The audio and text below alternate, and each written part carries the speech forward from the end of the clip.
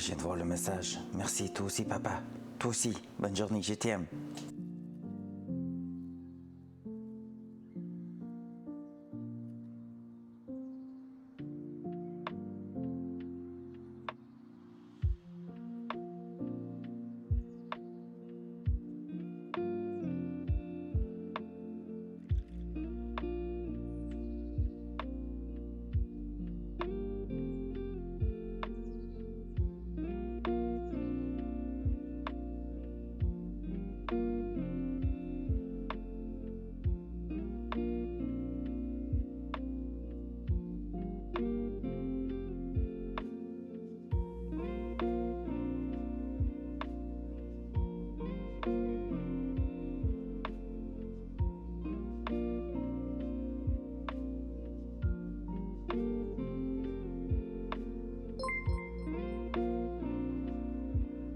Opeth Jape just joined the crew.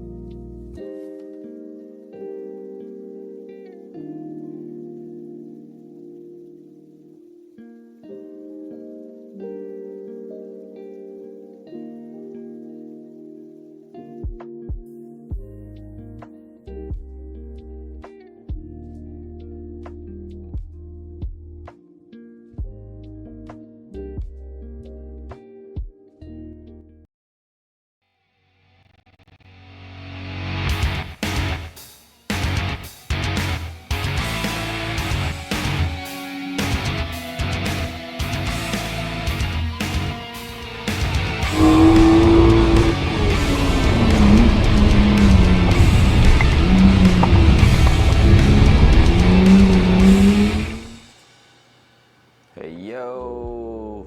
Good morning, bon matin, bonjour. Comment allez-vous? Hey, what's up, Steven? Let's go. What's up, mon papa? Hey, what's up, Twitch? What's up, YouTube? Let's go. Pop, pop, pop. Beginning of the day. Hey, oh, hair are messy this morning. I went to bed a bit late. I'm tired. Nice Wednesday. Are we Wednesday? Yes, we are. Phew! I was a bit confused there. All right. Hey, good morning, guys. What's up? So, we have done quite a lot of progress yesterday on two different things. First of all, we did the fuse box, figure out solution, tested it, it worked. Then put some glue behind the fuse box, and everything was set to dry for the entire night. And then after that, we worked on the brake system. And basically on the brake system, we did some major progress in there. And if you were there at the end of the stream yesterday, we were trying to figure out where the proportion valve is going to sit, and I think we're pretty much done with that. Like I kept going a little bit during the night, just taking a look at it, and basically we won't have to smash any more panels, so that's pretty cool. Dual side. Hey, so the idea right here is gonna be quite simple in the end. Well, kind of quite simple. Basically, we're gonna be reusing that hose right here. I have to take a look if that one here, this output is connecting into that one. I think it is, yeah, right, the rear one, and this is the smaller compartment there. Yep, so it's all good.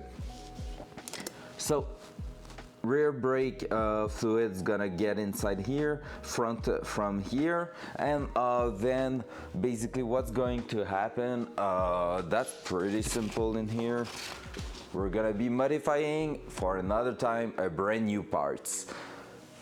This bracket is supposed to sit on this side of the master cylinder. Let me just show it a little bit better like this. So yeah, we're supposed to be on this side with that plug with the bolts at the back here, but it's not fitting with the wheel arch and everything. So basically we're gonna be cutting that, flipping that piece there, which means we're gonna bring that here and just re-weld that little part here, that tab with the mounting brackets, with the mounting holes in fact, to the other side. This way the proportion valve is going to be sitting right there where you see it at the moment.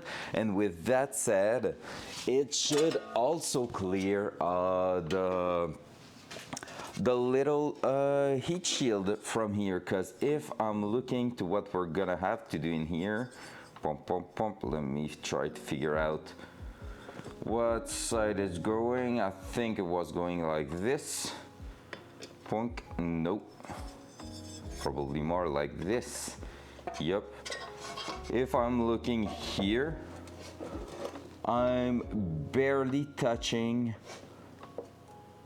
or even clearing the proportion valve. Not like, it's not going to be ideal to reach it, but I can still reach it from here. So we should be able to mount everything, and everything's gonna have a heat protection, and that should be good. So we're gonna be able to retain that OEM heat cover over here. Ideally, we will retain it. I don't know if the cylinder head from the LS gonna be in the way, because basically since this is a little bit more massive, we kind of pushed everything a little bit back. So maybe the heat shield was more like in here, and now it's gonna be a bit more on the outer side or the inner side, I guess, toward the center of the engine bay, which means could be an issue for clearance, but that's something we're gonna have to see later on. That's not a problem for present us, it's a problem for future us, which is okay with me, to be fair. So yeah, so that's the main progress so far. So we have kind of a solution for everything in here, which is awesome. And that said, that also means that for the clutch master cylinder, we should have plenty of space to tackle that down and set everything into place. So, get over here! Front cam. You wanna fight? You wanna fight, Val? All right, let's go. Get over here. Good morning. So, yeah, everything's in place. Everything is there. We are getting pretty much like done with setuping everything. So yeah, dual side. So yeah, as you can see, Val is getting pretty much there. We're just going to cut a brand new part right in the corner there and re-weld it on the opposite side, and it will allow us to mount this right in place, and everything should fit until we see that it doesn't fit, so which is part of the game, to be fair. So we'll see later on.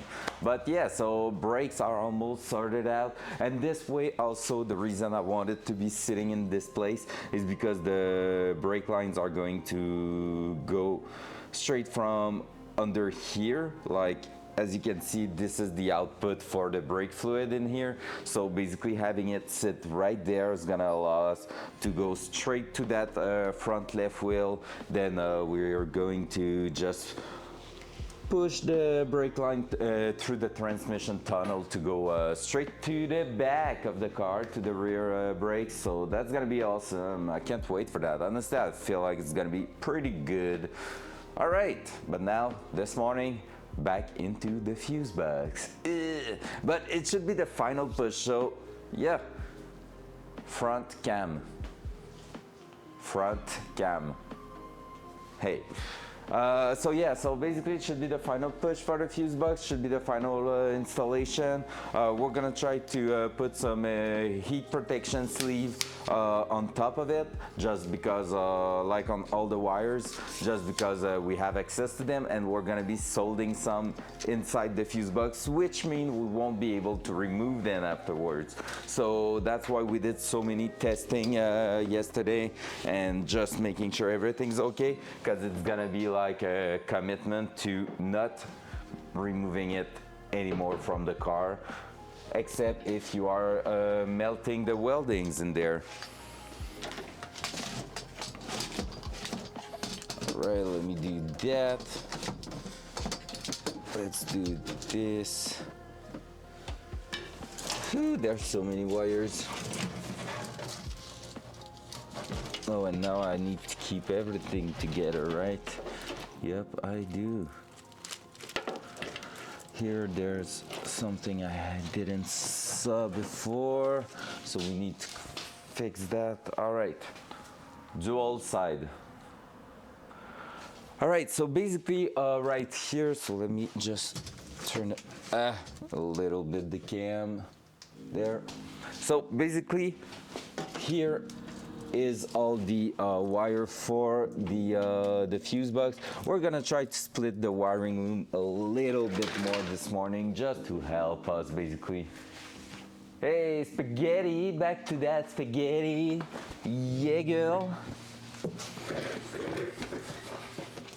So we're gonna just try to figure a way to extract a bit more wire from here, just having enough loose to make sure we are okay for the future, because like I said, since we're gonna be soldering some wires, it's gonna be a bit difficult afterward to match everything. So yeah.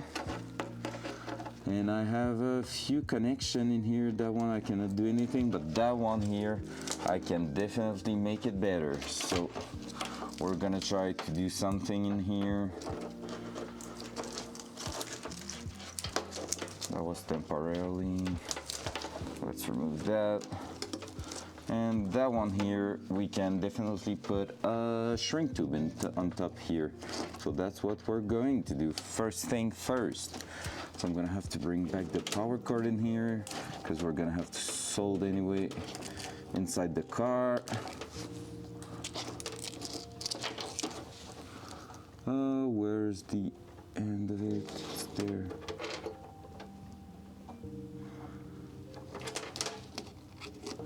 That should be pretty easy this morning.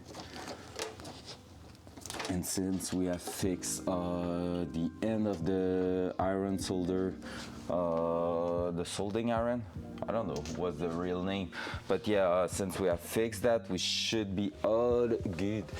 So shrink tube it is. It should be pretty easy to do a really good weld inside the fuse box. There we go. Pretty much of a tight fit. Let me grab the power cord, bring that here, and we're gonna be ready to send it. Heat gun and different things, and then oh yeah, up. Where's the heat gun? It's over there.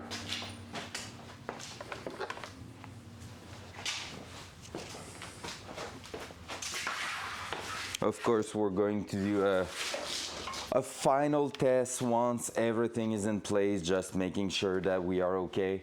Also, we're maybe going to have, before basically bolting it in place, we're gonna reconnect everything just to make sure that we have, that everything is working and that the LEDs from the light setup is turned off, because basically yesterday we had the problem where while running low beams, we were having like a signal in the fuse box saying like, hey, the fuse is blown, which was not the case. And then after that, when putting the high beam, oh, now it was fixed, it was closing, so I don't want a red light on the passenger's footwell to be like always turned on, because basically you're not really putting the high beam that often. So morning, Hawk. How was your raid last night? I hope you had plenty of fun with Peach and it went well as the solo raid we did. Well, not the solo, the only raid we did. That's the proper way to say that. I hope it went super duper well.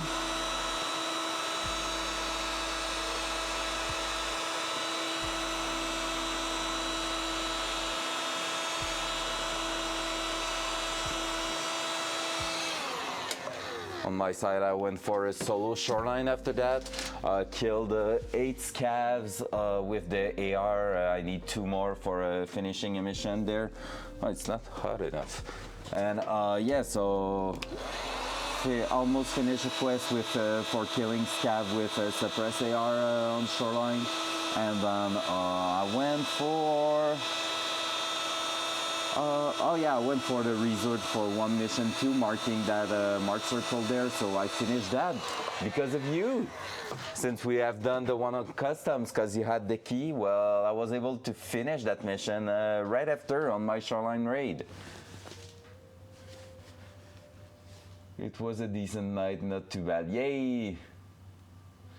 So yeah, I did like 1 or 2 raids. Basically, I think I did 3 raids last night, but like the 2 I did like solo, I was like taking all the time. Yeah, I went 2 times in a resort, so I did 2, and basically I extracted both time with 5 minutes and less left in there, which was awesome. To be fair, I really enjoyed that. So living for so long is so good.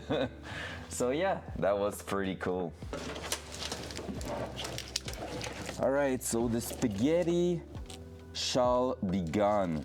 So we're gonna try to put some wire protection on top here. I don't know which one's gonna fit in there though. So we're gonna also grab one of the big shrink tube. Have a few of those. So we're gonna grab this big massive shrink tube and we're gonna try to go ahead and push all the wires through that. So basically I'm gonna be able to seal that pretty well. We need to take care not to seal it too close to the wires, because we still need the possibility to move them around a little bit, but at least we're gonna try to to seal them so they are good to go, because that's probably the last chance we have to do that. Worst case, we have to remove the shrink on top of it and just do it separately, but that's not my ideal scenario right there.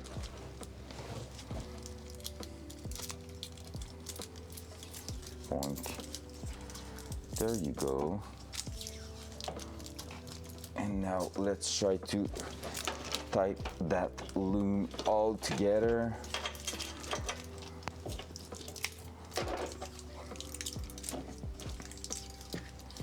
By the way, Val, again, thank you for the 10 gifted last day, yesterday at the end of the afternoon. That was so cool of you. And now, because of you, I kind of hope some people have primes to give here, because we are 3 sub away from having a new emote. And I'm like, yay, I want to pay Maggie to get a new emote. So I'm like, yay, people, use your prime. Time to prime. That will be so cool, but at the same time, I mean, I think it's the second time. Hey, that's all good. I'm just doing a little project.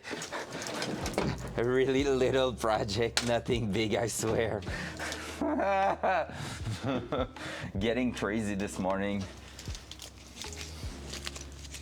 All right, so there we go. We're gonna try to put shrink tube first, then the sleeve, then yeah, let's see. Let's try to push a few wires in there first, then a few more, because basically with the tape, I need to retain the tape there, just because yeah, I need that to identify which wire is going where.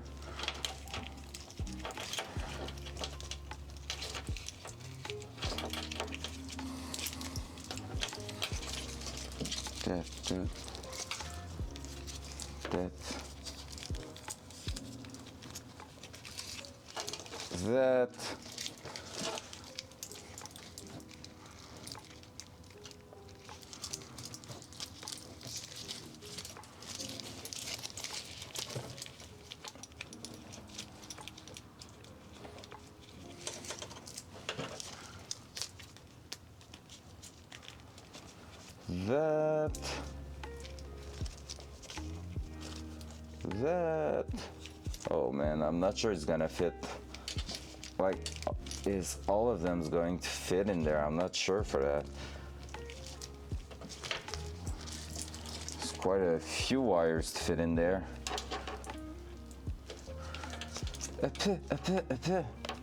Gonna spit on it.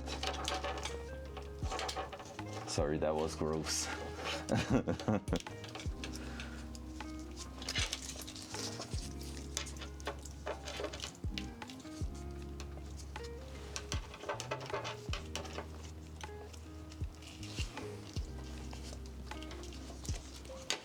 Yeah, and what's up with that 10 in the morning?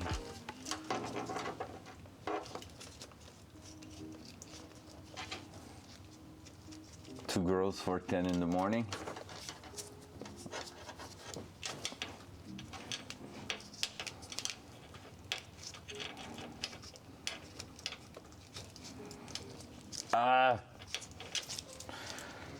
We have 5 wires left to put in there. We can do it. I feel like that one's not strong enough to be pushed through that.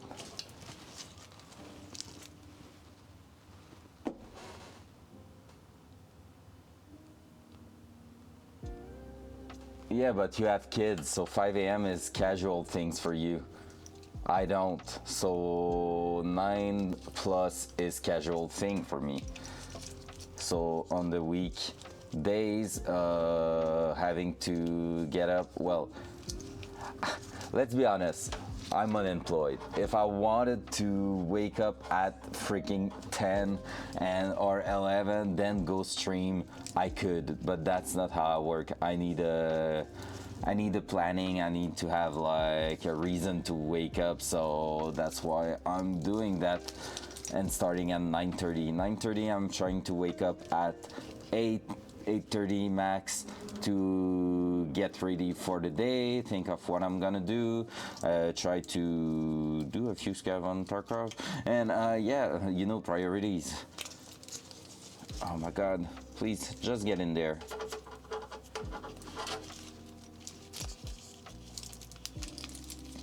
It's too busy in there to go.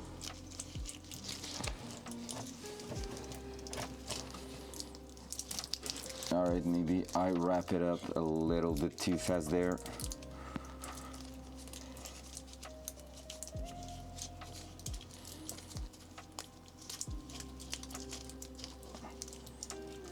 Oh, I think I got it. Yay!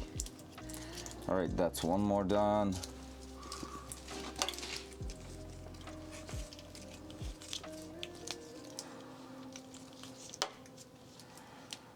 $5 a.m. is for the badass girl like you, Vad.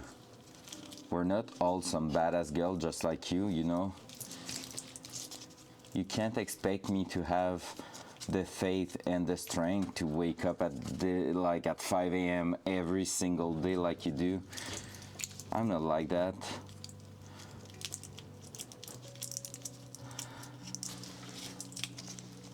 I'm just an unemployed little boy trying to be a streamer. That's what I am.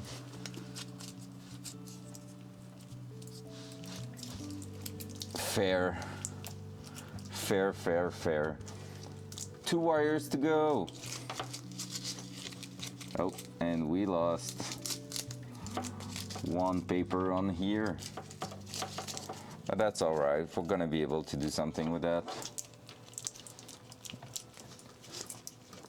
Oh my god, we're gonna have to remove that one too if we want that to go through, so no big deal.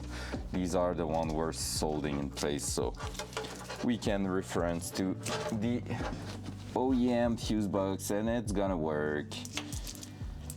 Fun thing is we're gonna have to do that a second time also.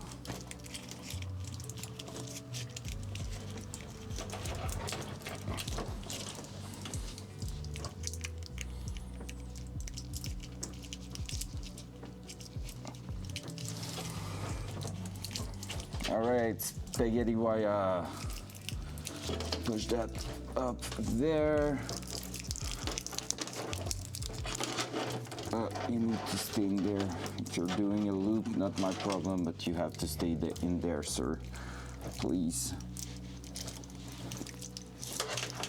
There we go.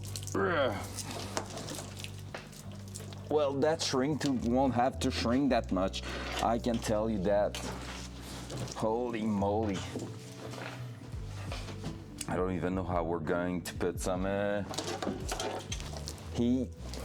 sleeves on it. Prostrema! All right, can we use that big one? That was not, yeah, that's a bit too big, right? Maybe not.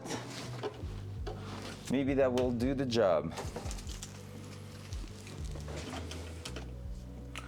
Let's just cut it right over here.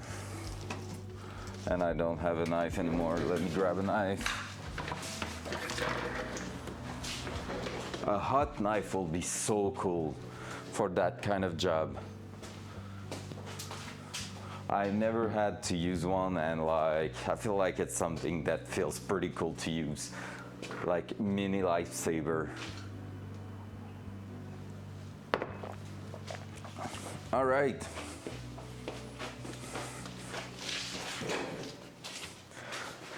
I will love that at the end of the week, that spaghetti of wire right here will be pretty much closed. However, I want to take a look if there's not a similar product to that that has a cut on the side so you can wrap it around stuff. That will be so great. So we have to keep a bit of things in here. So I'm gonna go right on top here. I'm gonna have to remeasure it for us 3rd time. So it needs to stay flexible, so I will say around here.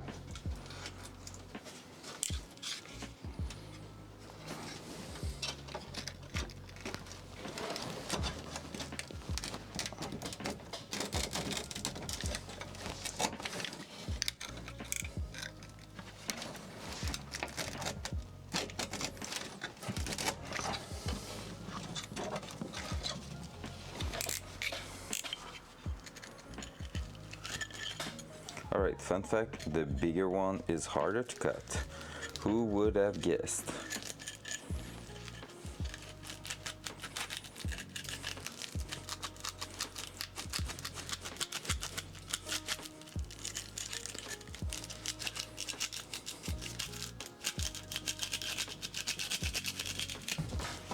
There we go.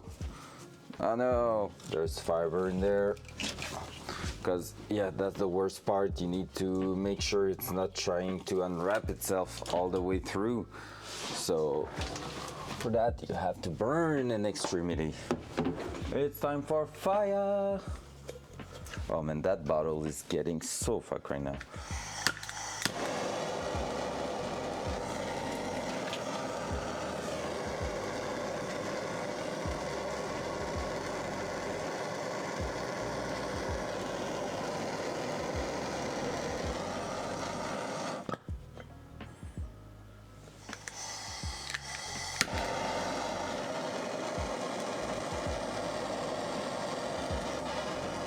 We're gonna be okay with that. Fire!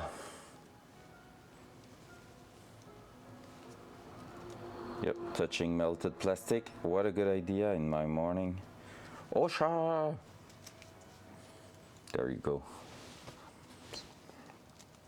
So basically with that, we should be, oh, I just broke the mesh a little bit. We should be able to push all the wires in there and have some protection over it. That's preventing the wires from getting cut if they are rubbing on something, so that's why we're trying to use that on the wires a bit everywhere. Ow. Just going to try to wrap everything up in here so that it won't catch on everything. Ow. It's been 2 times that wire stabbing my finger there. Try to keep it in the middle. Then yeah, let's push that through. There you go. Easy. All right, now the question is, there's no way I can put that under that shrink tube. So we're gonna have to shrink that shrink tube and then tape the extremity of that one here.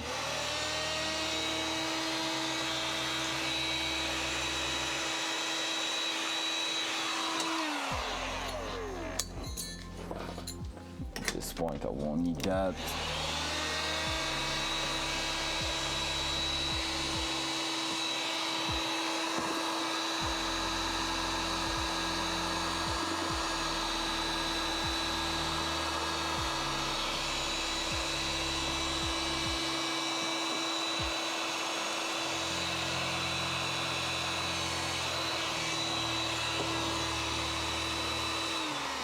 Because you see now, if we can do that to most of the wire, well, we're gonna end up with some wiring loom that is pretty neat. That everything's gonna be separated in like good little package like this, so that will be great, like just some different branch, in fact. Right, there's a few things in here, a few fibers. I'm gonna cut those. Do I have even bigger ones? That will be awesome. No, I don't think I do. Oh, that's a bit sad. What happens? Or maybe that was big shrink tube coming with that sleeves there. I don't remember how big it was. Let me try to look for it. At the bottom there, maybe on top there. No. I feel like there should be some really big shrink tube for that one. Like I have one here, but I don't think that is, because for that there should be shrink tube almost that size coming with it. Or maybe there was nothing for that one. The other one had some pretty big shrink tube. Let me take a look on the other side.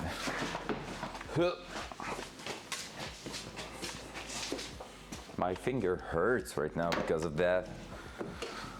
Little fucker. Anything at the back here under the cam? No. Nothing in there, nothing in there. What's in the box there? I don't know. Nothing in here. Nope, I don't think there was some super big shrink tube coming with it. Sage. Oh, there are my tools I was looking for yesterday. I will take that, that's a win. Back right in place. All right, well, let's keep going then. We won't have the choice to assume that there was nothing. So we're gonna use electrical tape. Shrink tube will be cleaner, but hey, if we don't have the choice, I'd rather use the electrical tape, not the masking tape. So let's go.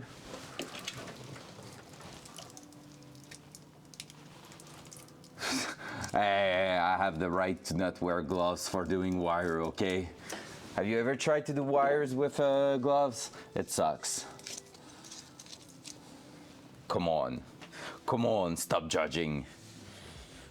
When you try your best. I'm gonna try to heat that one at the end here to see if it's shrinking a little bit.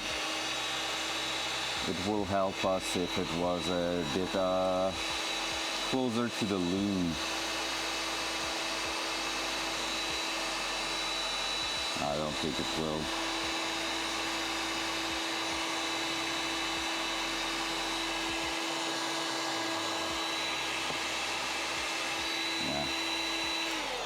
In fact, I think it's expanding.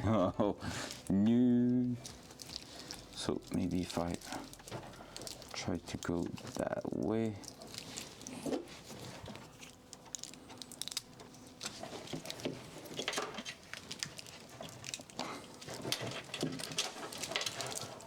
All right, that's working.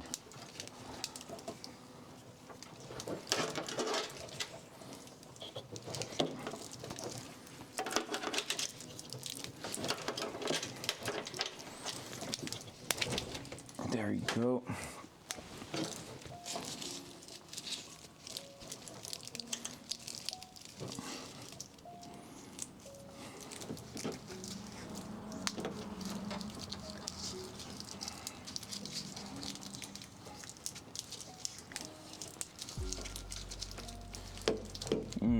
No, I'm not liking what I'm doing right here. That's bad. Because I'm too close to some of the wires we need to connect there. All right, I'm gonna cut these. They're pissing me off. Where's my cutter? I saw it not so long ago. Is it at the bottom here? No. I want cutters. Where are my cutters? Oh, they are on the other end over there. Hey, good morning, people, by the way. That is in the chat, but who's there too? Steven was there a bit earlier. Don't know if he's still there. How you doing, guys? Hope you're having a beautiful... Still there, let's go. Puis, as-tu commencé à regarder pour les simrigs? Genre, qu'est-ce que tu vas avoir? Commence à avoir une décision prise. Tan, tan, tan.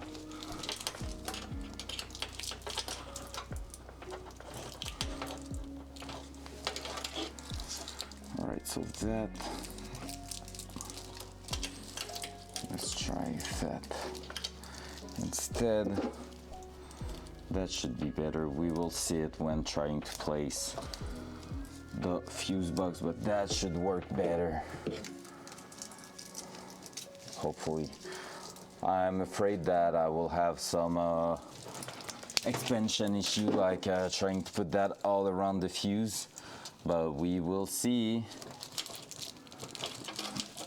So far that is working, not really in here, but we can always make that look better afterwards. So we're gonna try to put, because my idea is to put the fuse box in place, then slide it back on top of the wiring. So we'll see how it's working. Let's grab the fuse box now.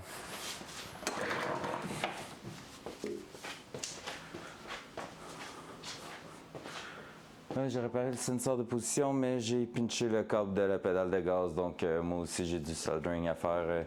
Le maudit petit fil par cas. Oui, c'est de louche du don pour faire ce genre de fil-là. Je l'ai fait sur un tapis roulant une fois, puis c'est vraiment de la merde. Je te dirais, seul truc à faire attention, c'est selon si c'est le fil de power ou genre du potentiomètre. Je veux pas être annonceur de mauvaises nouvelles ou de quoi, mais ça se peut que si c'est le potentiomètre que le fait de le souder, vu que c'est un très petit fil, ça chie le signal. Parce que, basically, tu crées une résistance. Which sucks. I know. Non, c'est ça. Je veux dire, give it a try. genre, mon G27, moi, je l'ai donné à Xavier, mon beau-frère, puis il l'a pas tant utilisé, mais ultimement, c'est ça, genre, le potentiomètre de la pédale à gaz s'était mis à chier, puis qu'est-ce qu'on a fait ultimement, c'est que, tu sais, moi, j'étais comme, je l'ai nettoyé au complet, il s'est remis à le refaire à peu près un mois plus tard, j'étais comme, moi, je m'achète de quoi de cool, mais, tu sais, je veux dire, il chiait parce qu'il donnait un peu de throttle quand il était à zéro au fond, fait que des fois, tu sais, il fliquait un peu, puis pareil, la pédale à break. En fait, c'est la pédale à break, c'est ça, qui donnait un petit peu de break au début. Fait que tout ce qu'il faut, c'est ajouter une dead zone au début de la pédale, puis t'es correct, genre. Fait que c'est ça, le potentiomètre captait, genre, du parasitage un peu, genre, puis pas parce que j'avais soudé ou de quoi. Je pense l'âge, là. Le volant, ça fait au-dessus de 10 ans. Ça arrivait à 10 ans que je l'avais, là. Fait que. All right, so now we're gonna reopen the back of that. I should have bring the old one too. Let me grab that. Then once we're gonna have access to the back again, we're gonna start soldering our stuff in place. So that should be pretty fun to do. I love those wiring soldering and everything. It's pretty cool. So let's bring a lot of shit in there because there's not enough mess in the car. No. All right. So we're gonna start heating the iron just because since we are preparing everything for that, might as well. I'm gonna just throw it in the transmission tunnel so it won't burn anything in here. Hopefully, well, I'm gonna try to still make it stay in there. There we go. Stay. All right. And then let's move on and remove the back of the fuse box. So basically what's fun is that we're gonna have to solder the wires to the little parts we did in there, but basically it should be pretty straightforward because we just have to reference that here. So, and the big wire, we don't have to touch it because it's using the main terminal just like it was supposed to be, so pretty fun.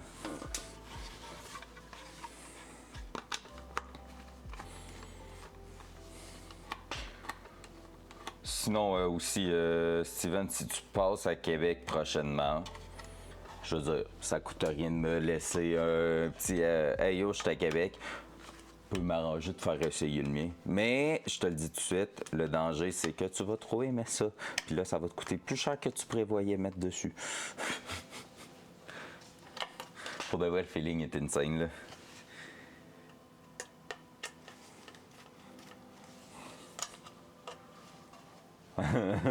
Ouais, c'est ça. Ouais.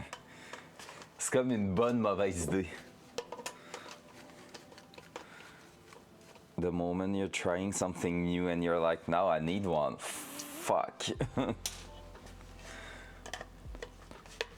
Honestly, for me, it was like a leap of faith for that because I was just trusting everyone saying direct drive was cool for sim racing, but never tried one before buying my setup, and the setup was quite insane, like a deal, but still quite a lot of money, so that was a bit of a commitment, but I was like, YOLO, and so far I'm really happy with it. All right, let's close that. That's dangerous, but just before, oh, maybe now I can grab it by there. Oh yeah, now I can even open it by hand because of the access hole I did at the back. Lovely. All right, so so we do remember how we act everything in here. So this is still looking good. Everything is now glued in place, which means we should not have as much movement and it shouldn't flex too much when we're gonna use it, in fact. So that's pretty cool. Just gonna make sure nothing is touching each other, like circuit wise, because it will suck to bypass a fuse, right? It's not how it's meant to be. No, we're all good. Even you. Yep. All right, that's cool. So now basically what we're going to do is to bring that, we're gonna put that this way, we're gonna put that in the same way like this. So we're gonna start welding stuff in there. In fact, I'm saying that I'm gonna put it this way because this is how it's mounting in there. And we're gonna start with the one closer to the rear of it. So the big white with black strip. So this one right here. So I'm gonna remove everything else except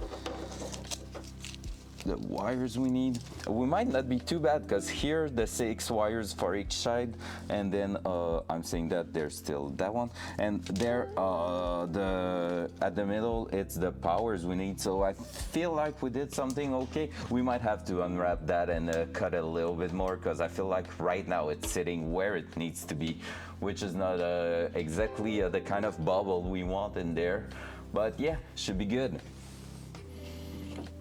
So with that said, the iron is now getting hot. Am I putting a bit of acid in there? I think I should just dip the wires a little bit in acid, because basically, okay, that's a good thing. If you don't know that, when you're doing wires soldering, front cam, you can use this, yeah, the flux. And basically what it's doing is that when you're putting heat to it, it's boiling, and as it evaporates, you melt some, I don't know how you call that, de l'étain. Well, the soldering material that you put in there, you basically put that right on top, and it's gonna kind of suck the melted metal, the melted welding material inside the wires. So that's why you're using that. It's just helping put the melted metal right through all the little wires in there. So it's really helpful, to be fair. Dual side. Let's go.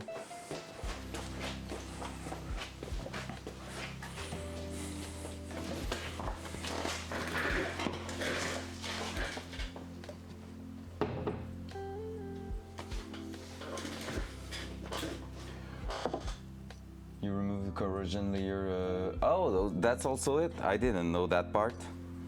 Well, that's good to know. I love learning stuff. So let's try that with the one closest to us right here. I'm just going to redo the twisty little thing in here a little bit better.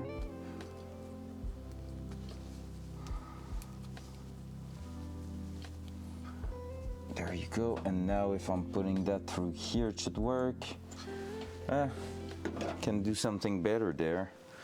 Oh, let me grab a little plier that I had in here, just trying to help myself instead of doing that with fingers.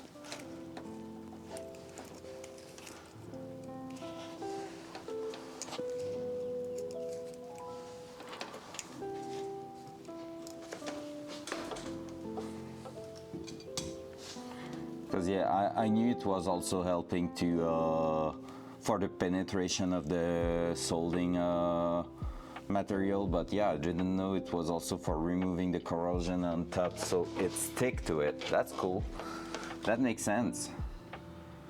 So dipping a little bit the wires in that solution there. Doing that, doing this. Now let's try to just put it in place. Also acting as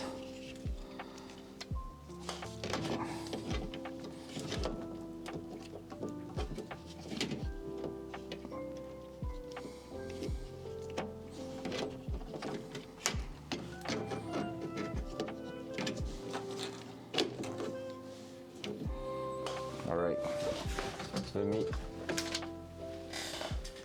give you a closer look to what we're doing right here. So there we go. Now what I'm gonna do basically is use this to pour. See how I'm having some heat right there? This is acting really like, well, it's a soldering iron, so it's acting like it, right? It's just going to put a lot of heat through that, and basically I'm gonna use some super flux.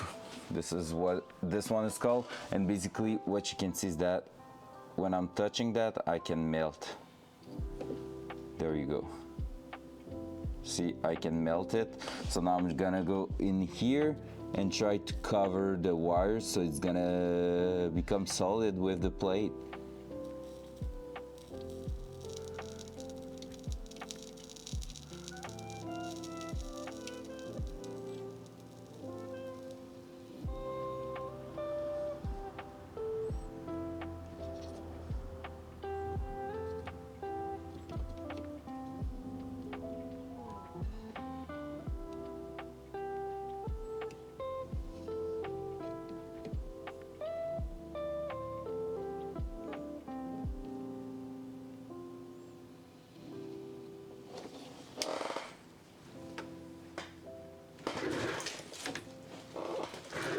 Well, so far that seems pretty good. Now let's test it. Yep, that is well done. Hey, first one. So now basically, I don't know if you can see it properly, but now basically the wire at the end here is really solid, and the material I just added is sticking to the plate, and the material itself, well, the copper wire. So with that said, I'm gonna try to maybe just put a little, I have some dirt now on top here. Let me just grab something to remove that. I'm looking around, I don't have anything. Let me grab something that won't burn through.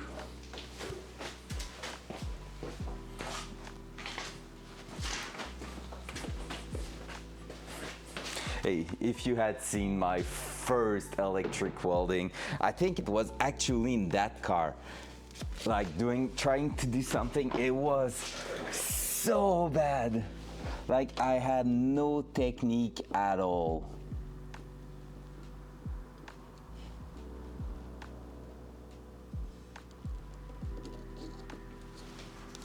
No, it moved. Yeah, I saw it was weak at the back there, and just as I tried to move it, it unconnected. So we're gonna try to go even further with.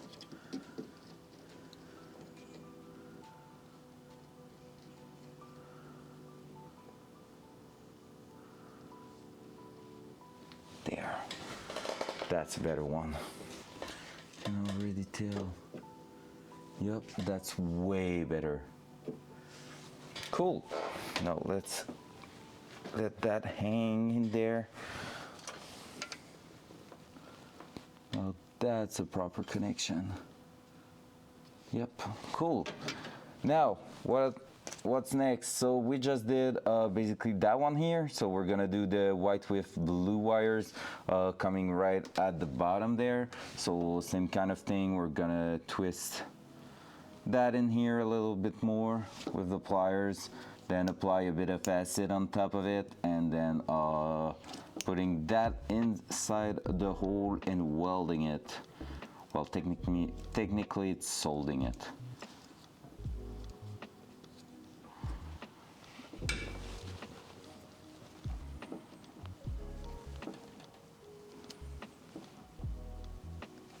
There you go.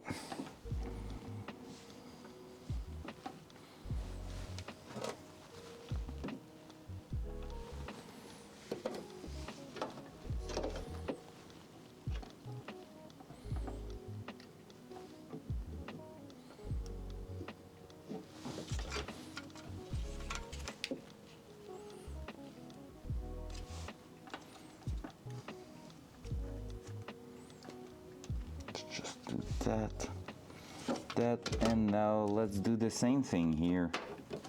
I would just like it to stay in there properly. So maybe I can just, am I using a bit of tape? Because I kind of need all my hand. No, that's okay, that's holding perfectly right now. Let's just solder that in place.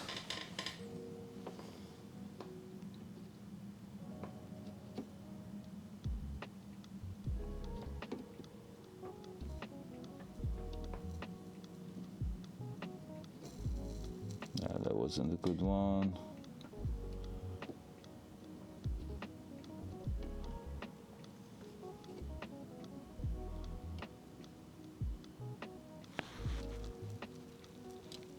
There we go.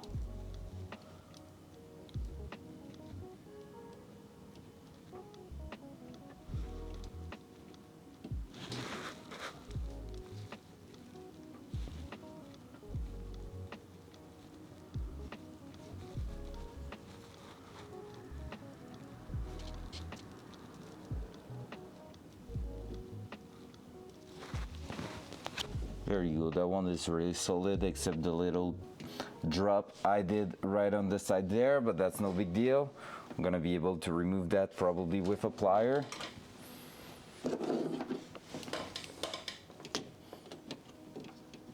There you go. So that one didn't stick well to its place, but the other one here is really melted solidly. That one is really, really good. It's not going anywhere. All right, 2 out of 3. And now the one coming at the back here, let's just do a bit of the same thing. So redo the connection in here.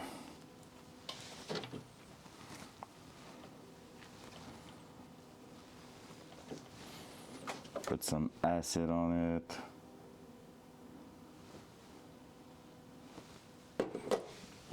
And then throw that in the hole.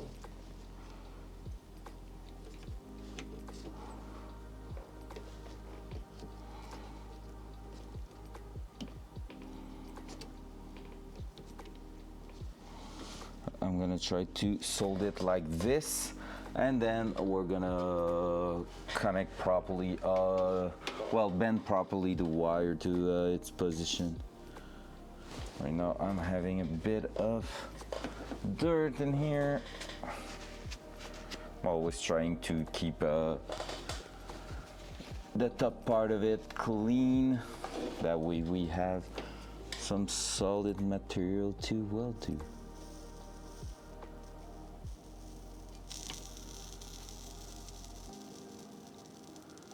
I put a bit more acid on it, and so far it seems like it's working. Except that I feel like the wire's coming out. Maybe not. Let's try it.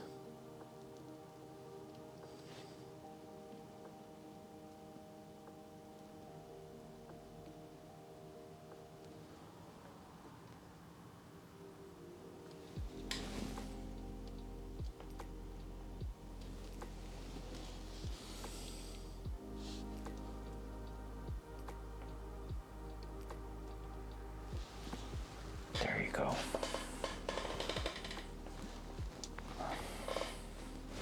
I have just that left. Let's go. Measure that perfectly, no waste. Almost no waste.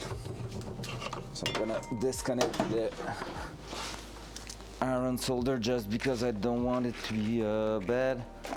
What's up with that? All right.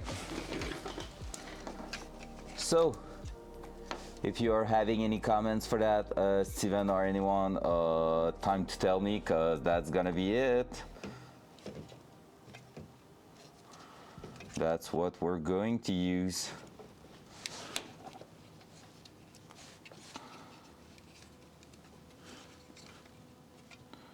Now we just need to make sure the back cover is closing, and if it is, we are gravy. So that should go right there. I'm just going to make sure everything is closing in place. I think we're crushing a little wire a little bit. So basically like that. I just want to make sure everything is still in place, not touching, everything's good. Let's go. Sending that. So now the fuse box is officially connected to our car, probably forever. until we change our idea on it. It should be there for a good amount of time. So let's start securing the top where it's trying to pop out a little bit.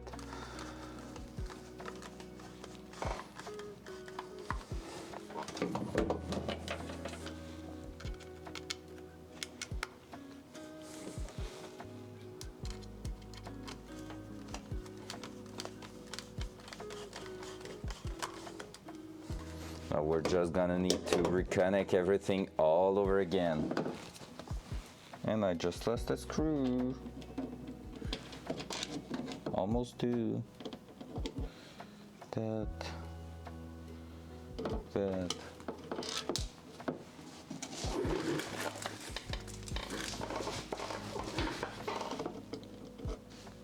I feel like I'm gonna have to redo the shrink, the sleeve at the back there. No big deal. I think I went a bit too long in there.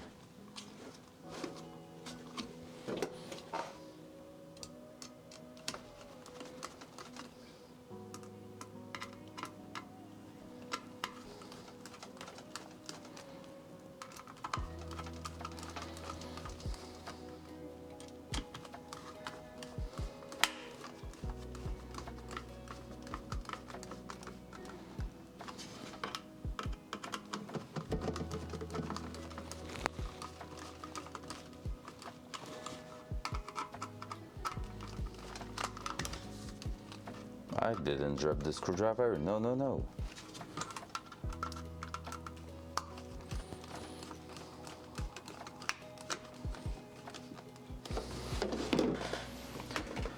All right, there we go. Can close that for now. Now, reconnecting absolutely everything in here, including that 12-volt main wire there. So we're gonna do that. I'm gonna have to pull it out a little bit because we have to twist it like that. Yeah, we're gonna have to unwrap a little bit of things here.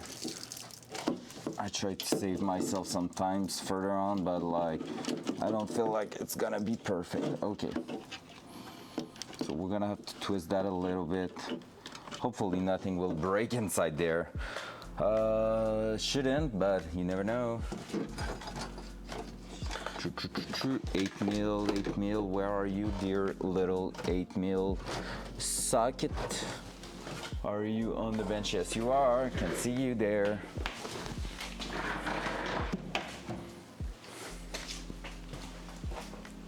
Oh, since I'm standing up.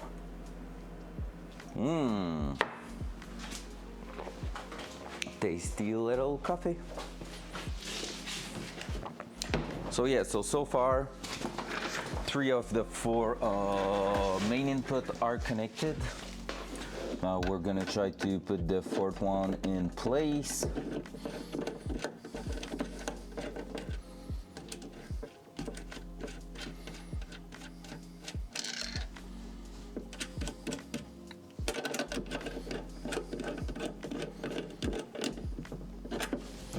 So we had washer, then connectors,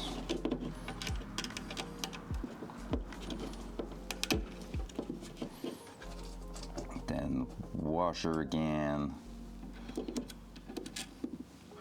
then lock washer, and finally the note, the little net.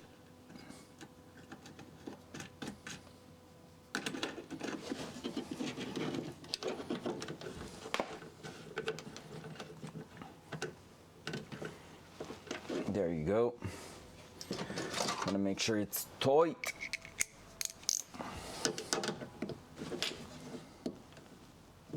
There you go. So main connection there, the 3 of them in there. That's good. That's awesome. So now we can just go ahead and start reconnecting everything. So we have like 3, to 1, I guess. No, 7. Hey, you're not on the right side. But the one is that big one, right? Yeah, that was 1. So we're gonna go ahead and start connecting that. Hey, so far we have plenty of wires of loose at the back. That's awesome. Okay, cool. De quoi que qu'est-ce que j'ai fait finalement, Steven?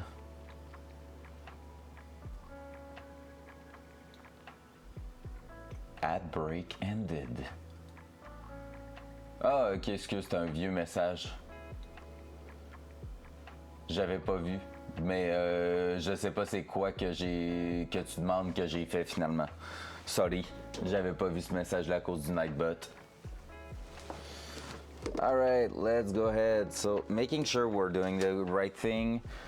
This one should be a 20 amp, and just making sure we are doing. Yep, 20 amp. So this side, poop, like this, green, that makes sense. We're going with that. And anyway, it's 1 to 6, 7 to 12. So it's not like I have 2 times 1 to 6, because that would have been weird. So since it's technically the final connection, I'm gonna start removing those papers, because once everything's gonna be in place, it's gonna be a bit hard to do. So might as well do it right now.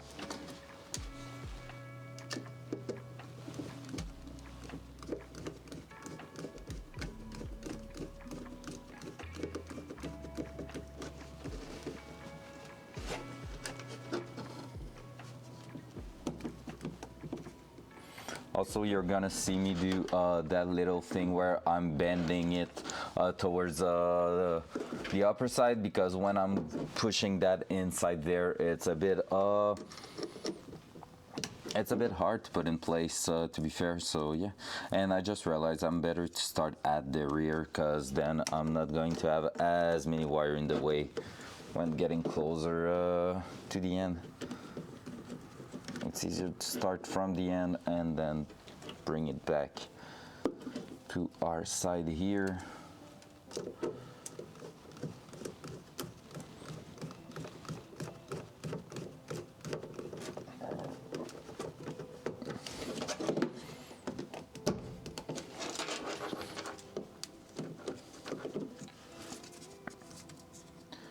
Six, 5.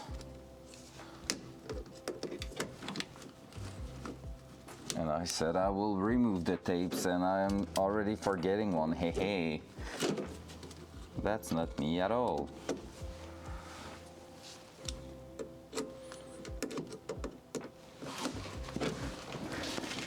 I'm standing like in between. All right, that's better.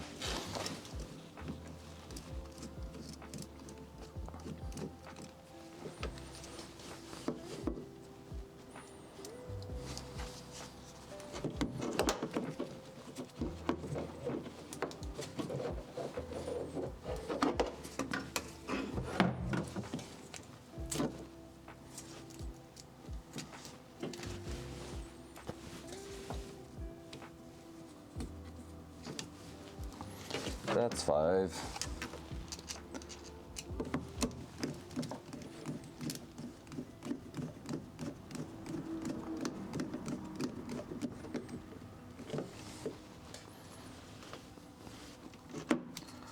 Four.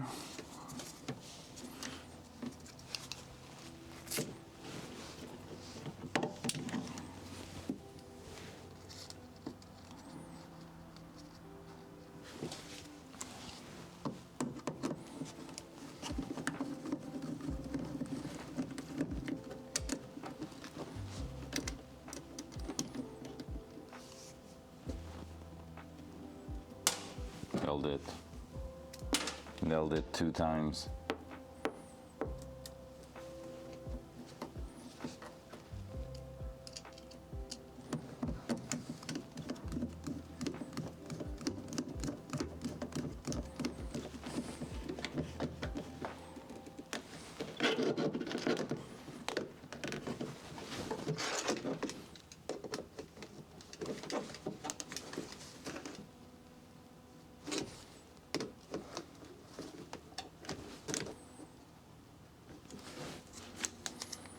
2 and 3.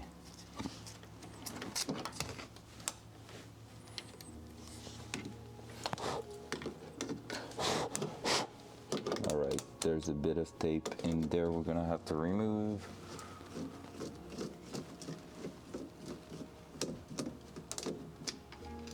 Well, it went out by itself. We love that.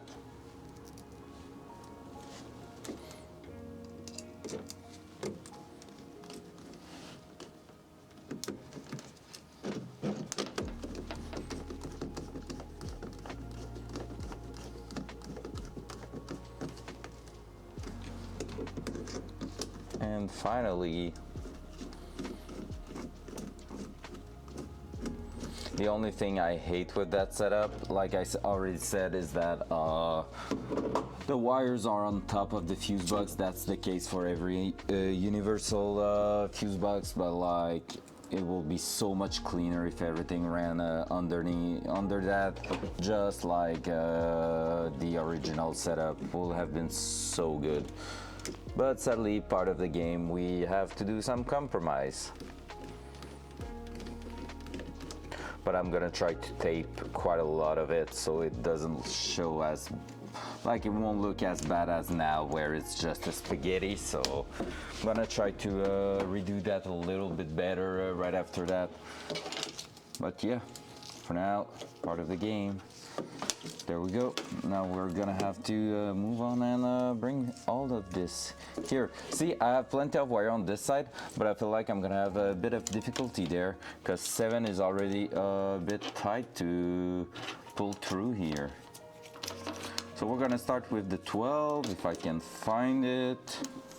12.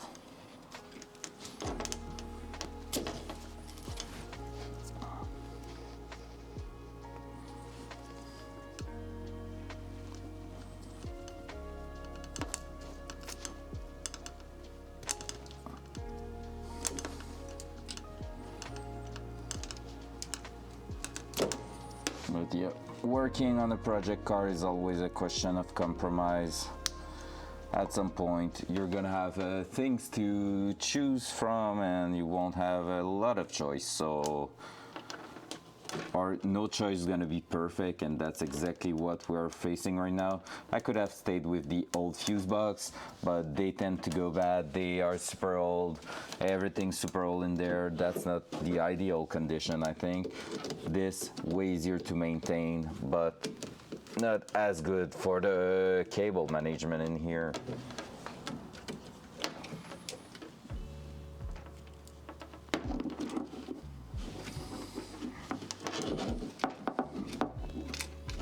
Like the fuse box itself look better. The cable management suck. And I can't put that one in place.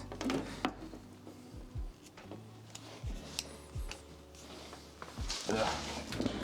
I'm like such in a bad position when we go like that.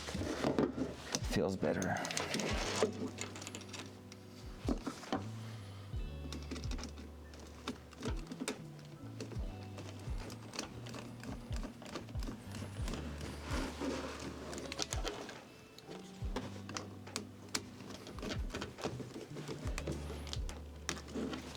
There.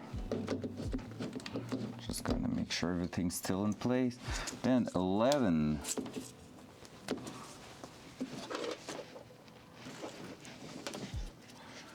Boom.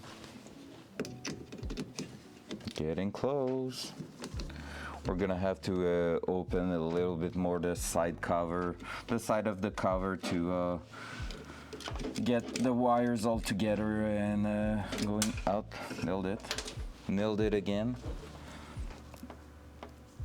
There we go. Nailed it again. 3 times that time. That's a new record. We're all here to set records, right? Hey, what's up, Blue? Hey, thank you. Well, pretty, I'm not sure, Not yet, just because basically I hate how the wires are looking like a spider around it, but we're gonna try to make it better at the end. But right now we sold wires inside here, so 3 of the inputs are coming from the back. The big one is at the front here. Everything is in place, and when we tested it last night, well, not last night, yesterday afternoon, it was everything was in place. Now everything was fixed, so if everything is holding together, which we hope, we should be good to go. So basically right now I'm doing the final connection, then we're gonna test it, then we're gonna put it in place, so, and wrap the wires and everything to now make it look even prettier, if I'm not throwing all the screws on the ground like I'm doing. No, that one went to the ground.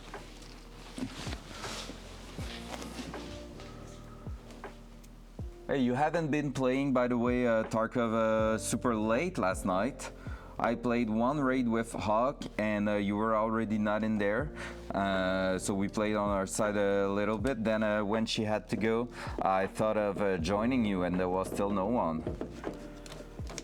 So I ran 2 solo shoreline, and it was insanely good, because I survived. So yeah, that was feeling great. Progression. Hey, it's all good, man. You're playing almost every night. It's me who's never there, not you. Just happened that last night I played quite a lot. Well, quite a lot. In fact, 3 raids, but I milked the 3 raids so badly.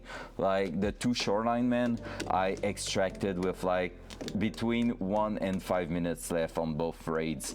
So just there you're losing, but well, losing. You're making the most out of an hour of gaming, so that's pretty awesome.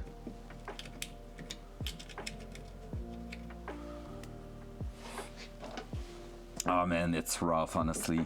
Solo shoreline is something else. Like that last one, I had a PMC next to me for like 10 minutes fighting two other PMCs, and just by the sound of their gun, I was like, nope, I'm not doing that. So I just creeped like all around the back of the resort and waited, and at some point I said, okay, let's go. Now it seems okay, and I send it into the east wing for my quest, and got in quickly, got out way faster. That was pretty cool. I think I missed a message up there because of the bot. Freaking bot, who put that there?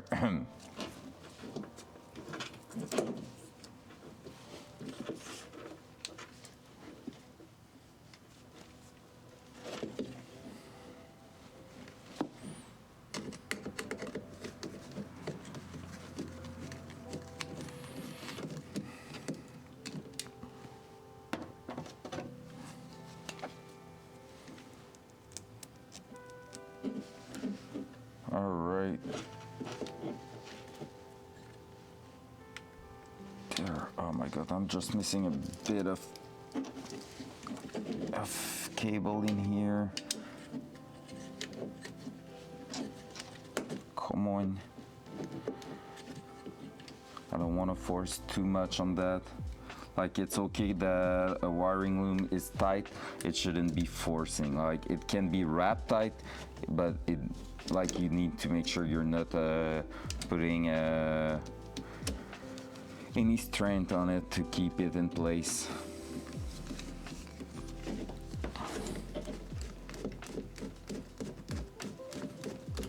There you go. So we're almost done with the fuse box, and then we're gonna keep going on the brake pedal because we were getting pretty much there yesterday. So that was pretty cool. There we go. That's still a really good connection.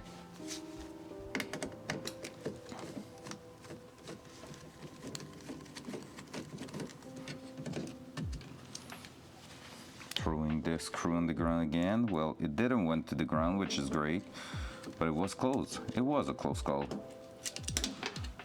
Now it's even a closer call. Hey, not on the ground. Let's go.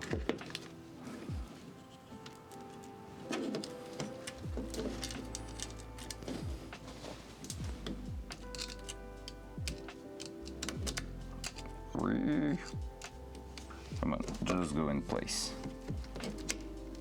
I think I will have to try to go through that, or maybe that. Just need a little bit more wire to be going through that, but I can't go through there because if I do, it's gonna suck to put the cover on after that. There you go. Was able to pull a bit of wires out of the back. There. There.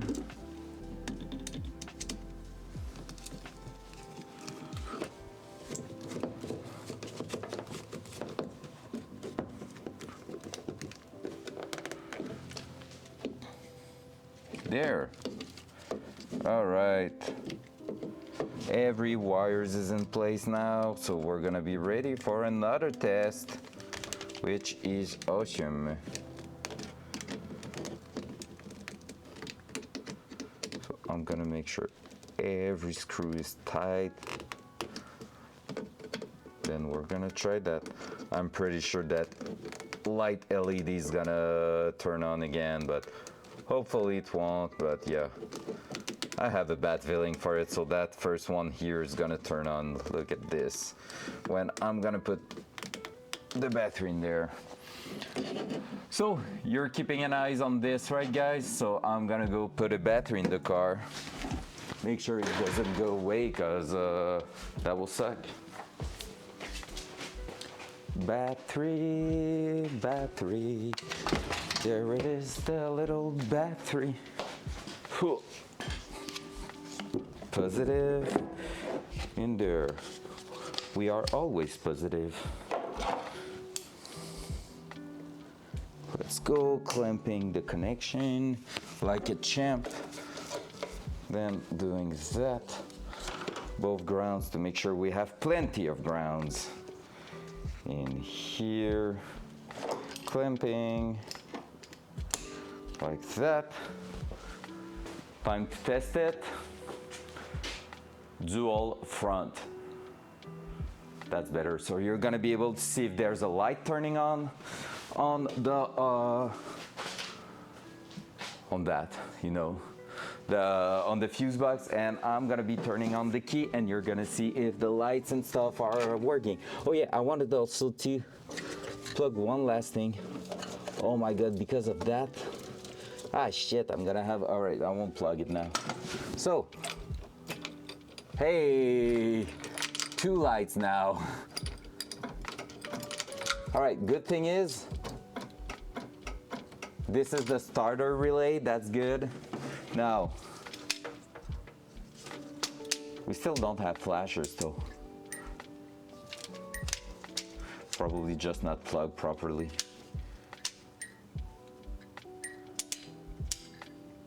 See, headlights, no lights.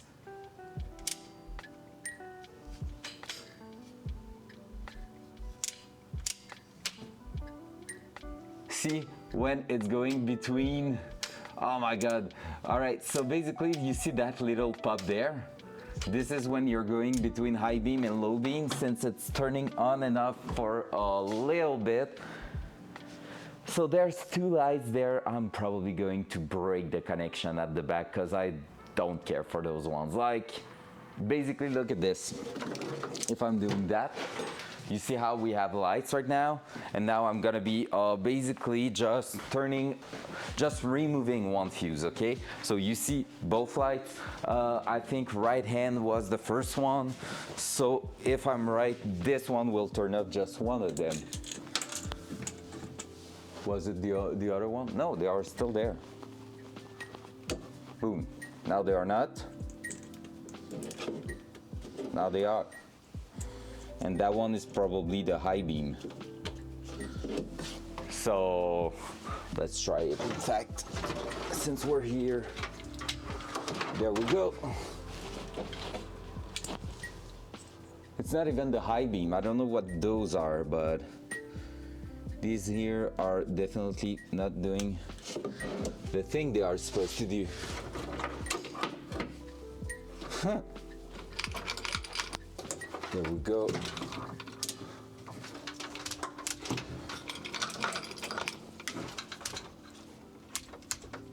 So that's not doing anything because it's not properly connected. Just like probably the flashers are not connected. I think I see the flasher connection there. So that's no big deal. That's something we're gonna plug back when we are putting everything back in here. But yeah, GG. So basically right now in here, everything's working. The only thing we're gonna tackle down right now is those two lights. I don't want any light to be on when I'm driving the car, right? So basically because like imagine that like the fuse box is on is right above, I would say.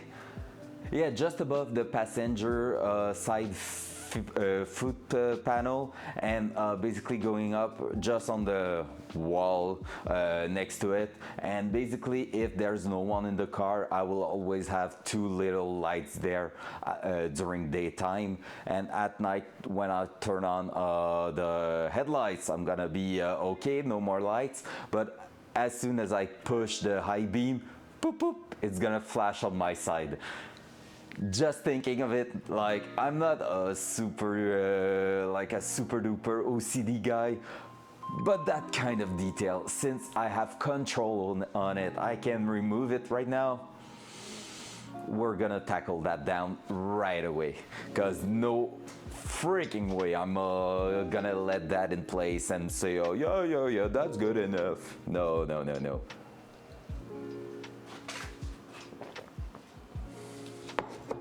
Well, that was the end of my coffee. Cool. So let's do that right now. So basically, the reason for that, by the way, is because I think, if I remember correctly, that basically what's going on, let me show you. Dual side. All right, so basically what's going on is that, well, it's not just that, because basically we just seen these turn on and off, but basically right now the red with white strip coming at the back here, inside that is powering those two fuses, right? And this one is receiving its power when the light is when the light lever behind the steering wheel is turned to the night lights position, so turning on lights. So there's no power in here until you trigger that on you trigger it inside on the light lever, and basically that means they see that like, oh, there's no 12 volt, well, we are turning on, because this is how they are designed. With that said, well, as when you're turning on the headlights, that's why they are shutting down, because now there's 12 volts in the circuit. And the difference between that is that Datsun decided to use the 12 volt input as a switch, where most of the other car company will usually use the ground as a switch. So you are grounding or degrounding, if you want, your panel, your lights for the relays to turn on. So basically, you are trying to get rid of your high beams. No, I'm not trying to get rid of the high beams. I'm trying to make sure that the lights on the fuse panel is off. So I'm trying to make sure that when basically I'm turning the key to the on position, like if I was running the car, like that, you see the two lights turning on here.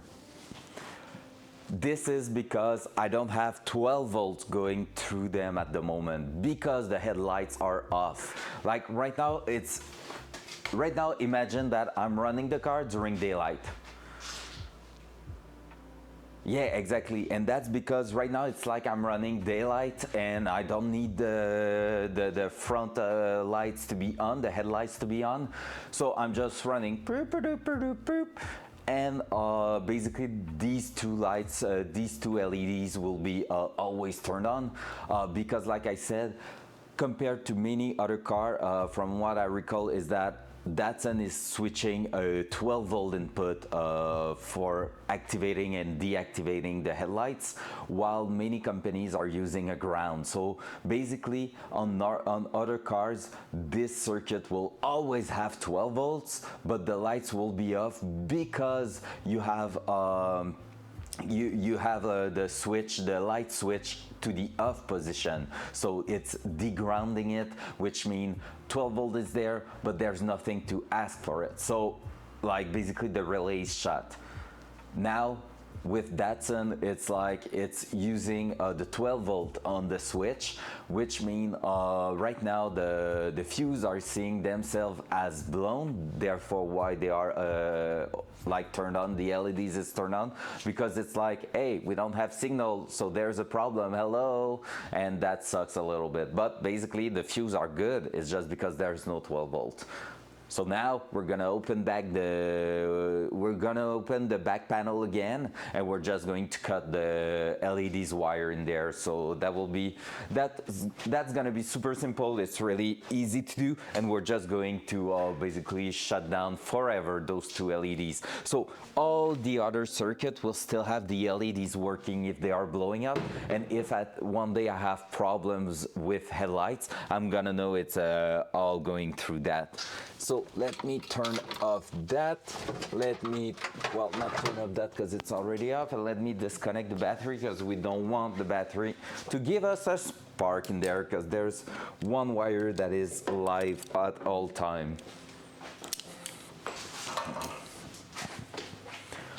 In fact, that fuse box is a really good example of what's going on inside a car, to be fair. In fact, I think it's really interesting thing, so let me show it to you guys. Front cam. So basically, I've said that quite a few times, you have like all of this is different circuits for accessories, and at the back here, the middle part here, the center part, are the 12 volt inputs. That's what we had to hack on the new fuse box, to have this exact same kind of things, like different plates for the fuse to get in there, right? For the 12 volt, in fact. When I say this is a really good example of what's going on inside a car, basically that big wire here at the top, this is one that is always with a 12 volt. So first kind of circuit you have the accessories that can always been used, even if there's no key in the car, even if the car is just there, no keys, no nothing. When you have a battery in there, some accessories are always on. Can you guess one? All right, Chad, let's do a little quiz. Try to guess one accessories that you can use at any time when you are in the car. Blue, are you going to try and guess that?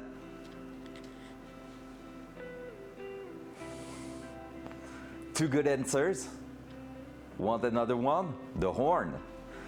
You can always click the horn when the car is off, because if you have to warn someone, warn for something, get the attention of someone, the horn is there. So basically here we have 4 circuits right there.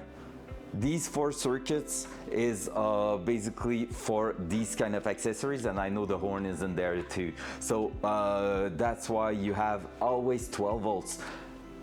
Do you want another one? I think Blue just went into ads. Basically, if you want another one, well, the clock. Wow, it's almost like I was crazy, eh?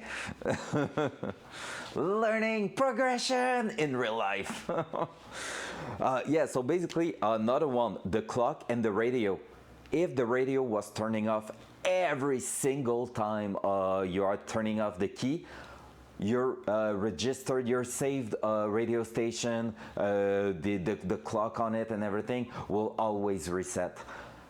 The difference with the radio is that on the internal circuit of the radio, there's a deep sleep there's a deep sleep option where when the radio sees it hasn't been turned on for like 5 minutes, 10 minutes, half an hour, it's going in deep sleep and just going to take a little amount of electricity on your battery just to keep in memory the clock, the saved radio station and stuff like that. But since it's not in use, it's not going to take all the electricity, all the current it needs to keep running with sound and everything, speakers and stuff. So that's another one. Same if you have clock on the dashboard and everything, that's gonna always be something that you will keep, that's gonna be kept in memory. And that's why when you're changing the battery or your battery goes flat, you have to put back the clock, like the time and everything in the car, because basically it resetted entirely. That's the first one. Second one, here at the bottom, the two circuits, these are the two getting like having the LEDs on. That's not true for every car, but that one is the light. So this is a 12 volt going to the fuse block for the lights. So headlights are driven by these fuse and everything. So this is something going on in here. So that's our second one. Third one and fourth one. These ones, everyone who's driving a car know what they are. They are the accessory and ignition position on the key barrel. So basically, you know how you have one click, two click starter on your key for your car. Basically, when you're turning one click, there's some stuff turning on. That's one wire in here turning on part of the fuse block here. And when you're going another click, that's the ignition position, then you're turning on more stuff. So basically here with the key barrel, we have two in that car, we have three-way circuit that are for the key barrel. So first click, you're turning on 3 circuits. 2 click, you're turning on three other circuits, so you're adding 3 more, so you have 6 at the end of the key position on the ignition, and then you can click the starter, which is activating a relay. Fun fact, on many cars, when you're going into the starter, it's removing all the accessories at that point, just because the starter motor is what's taking.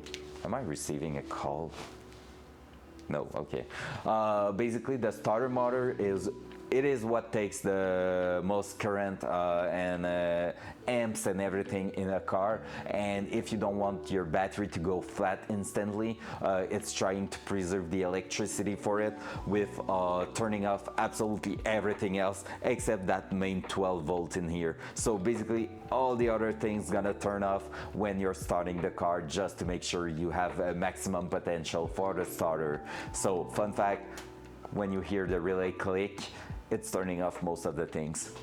The more you know. So there you go. So this is how most of the car, like honestly, that logic right there, you now understand 75% of the electric circuit in a car. Like there's many little things going on, but the main thing is you have a few different actions that can turn on some accessories, and they are mostly going through the fuse box inside the car. I've had my alternator die and it's seeing like the priority of what turns off. Right, that's crazy. I had that once, and when I was putting the turn signal, it was shutting the radio. Like the radio was turning off for the amount of time the turn signal was activated. Then when removing it, the radio was turning on again. And at this point I was like, I should get out of the highway on the next exit. That's really weird. It's really something else to get that to have that experience. Oh yeah. Okay, fun fact too. Alternator. If we, since we're talking electricity, we might as well. Basically, you know how I'm just putting a battery in there with nothing else in the engine bay. Basically, when you're starting to realize that, you are basically on the survival part of the battery. The battery is in the car to help you start it. Most of the car, you can, once it's started, the alternator can keep the car running without battery. So you can basically remove entirely the battery and the car will still be running. So you could go around the city, and as long as you're not shutting it down, you can drive all the way around, come back. However, it's not good on the alternator because basically there's a kind of a balance to do, and if the battery is not there, the alternator is always going to be clicked on charging, which means it's going to burn itself at some point. It needs some cool down session where the battery is basically taking over a little bit, so for a short amount of time, just to help it keep like its temperature. If you're having like a really low voltage battery, like a really old battery in there, it's gonna be it's gonna warn your alternator basically. So that's a thing, but yeah, you can keep the car running. On the opposite side, if the alternator is running low or just failing, well, when you have like a bad alternator in there, the battery can keep the car running for around 30 minutes usually. With the standard consumption of electricity in most classic car, I will say, like a Corolla, stuff like that, usually the battery can keep you going for 30 minutes, which is quite good to be fair, because it's still firing stuff. And if you want to make the most out of it, as soon as you realize you have like a low electricity symptom, like radio shutting down, stuff like that, turn off as many things as possible, so you might be able to get to the place you need to go, so, and then call for help. So yeah, so that's the main thing there. Alternator, 30 minutes of battery life to go somewhere and be safe. And bad battery, if you start the car, you're gonna be able to run the car on alternator. At some point, I did burn an alternator like this because I had to boost with the booster pack my old winter car every morning when I wanted to use it, and after like 2 weeks the alternator was a bit pissed off about me doing that and not replacing the battery, so it cost twice the price because I had to pay for a new battery, of course it was dead, and then I had to pay for an alternator because basically I killed it. And I just saw a freaking mouse in my garage. Now I'm pissed. It's getting colder in here. They're looking for heat. So I'm gonna have to set some trap, I guess. You fucker. My first car had to get jumped a lot and it cost a lot to replace it all. Yeah, exactly. A new fan, someone helping me? The thing is, mouse for wiring stuff is really bad, so I don't want any mouse in here. I used to place some, I don't know how you call that in English, I probably have the name right over there, and I'm gonna place a few of them there. Mothball. So this is a, yeah, I have mousetrap. I'm gonna have to put back in there, but with peanut butter, because there's still one there that is activated, but I feel like since there's no more bait on it, it's not good. But this is what you usually put in a car when storing it to make sure there's no mouse nest. So I'm usually placing a bunch of those next to the bottom of the walls, a bit all around the garage, and it's helping like keeping those out, but at some point they stop working, right? So I'm just going to push a few of them in there. Dog kibble, what's that? I'm not sure what that is, but I'm usually using peanut butter, and I can already tell you they really, really enjoy that. Catch a few of them last winter with that. I think I took a bit too much, but it's better be safe than sorry. So I'm just pushing a few of them along the wall where the mouse are going, and they are disgusted by that, so. Oh, okay, yeah. Makes sense. Oh, I just break one on the ground. Yeah, honestly, the first few years in here, I had almost no mouse. Well, I didn't have any mouse problem. It's really like the last 2 years, but it's a forest behind. I think I just have been really, really lucky the first few years in here.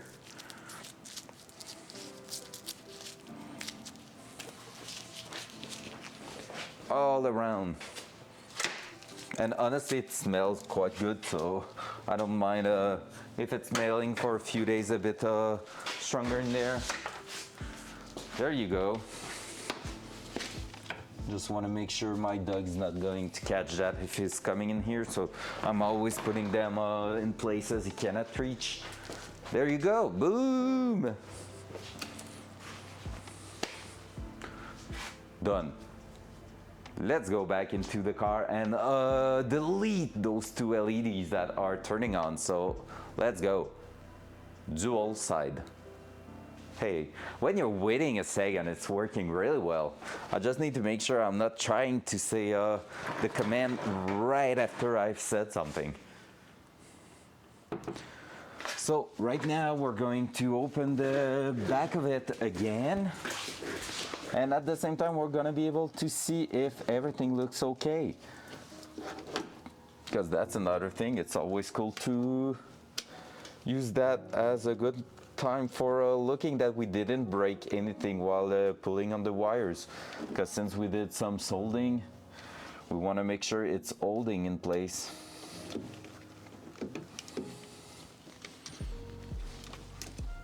If I can manage to open that up. There we go. And then we're putting back the brackets in place, and then we're throwing that inside the car for good. Well, not true exactly, because basically I have to also put some more, I need to hack that a little bit more here. And then we're gonna be able to label everything on top there, which is quite cool. Like, I'm not a big fan of labels and stuff. Like, I mean, it's not that I don't love them, it's just that I love my things to be clean and like with as like not putting too much things, too much information and stuff everywhere. So like, I know my car, every people don't have to know my car. Like, well, say the guy twitching that, streaming everything, but yeah, they don't look very good. Yeah, exactly. So that's why, but at the same time, it's just a time saver at this point. It's like, at least the labels are black, which is cool, because if it has been some white labels, honestly, maybe I will have skipped them. There we go. There we go. So here, what do we have? We can see that we crushed a little bit the wire there with the plastic tab. No big deal. I can deal with that. I'm okay with it. Everything's still in place. Here it's a bit loose, but once this is crushed down, it's probably, yeah, not moving at all. Nothing jumped. Everything's great. We love it. And basically the two circuits we need to do is the two little one there. So we're just going to cut that red wire basically. I don't know if you can see it properly, but those two little red wire in there. Oh, a little cutter. Oh no, what are you doing, mister? No.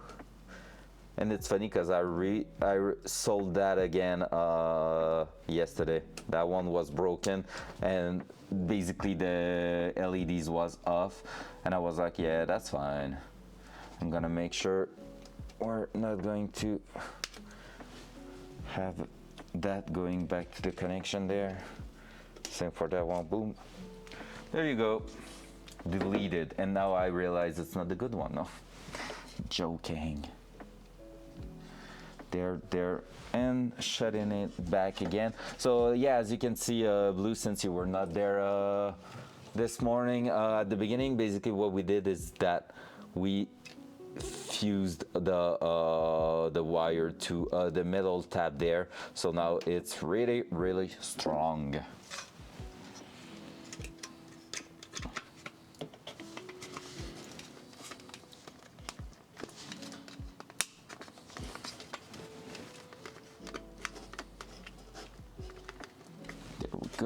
There we go, and now putting that back in place. No more LEDs. So yeah, basically now since the fuse box modification was finished, we did some soldering on the wires in there. So now the fuse box is permanently connected to the car until someone cut the wire. Or that it breaks, but hopefully that won't be the case, because that will suck. There.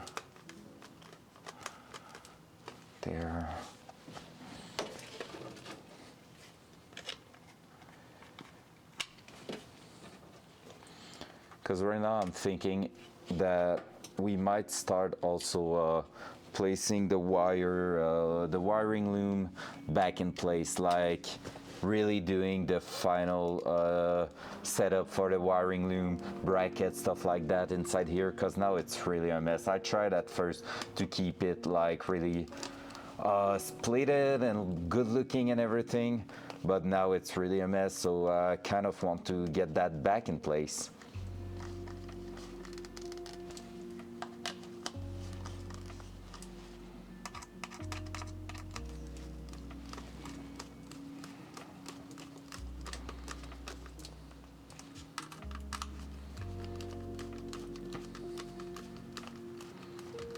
There you go.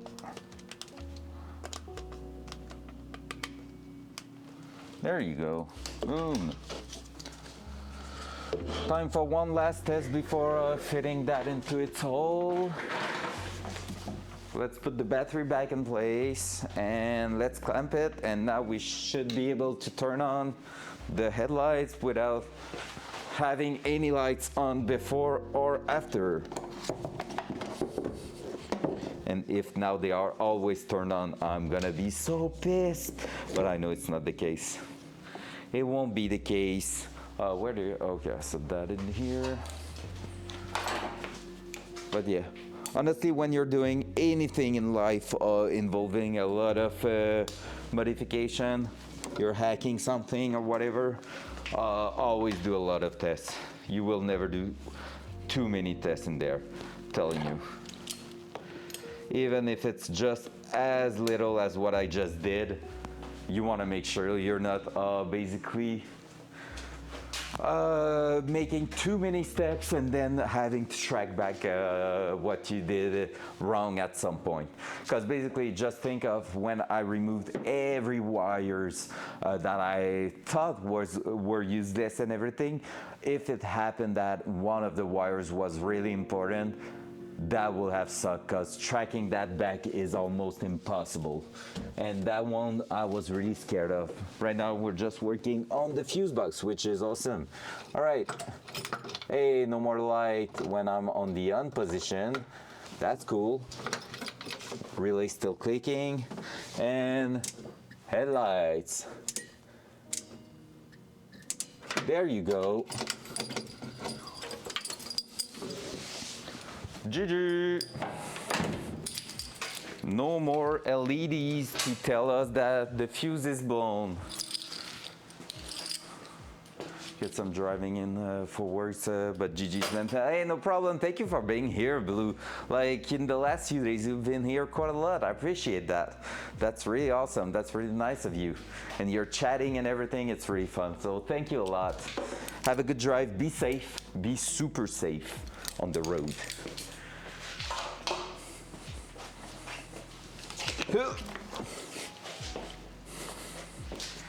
There you go, throwing that on the ground for now.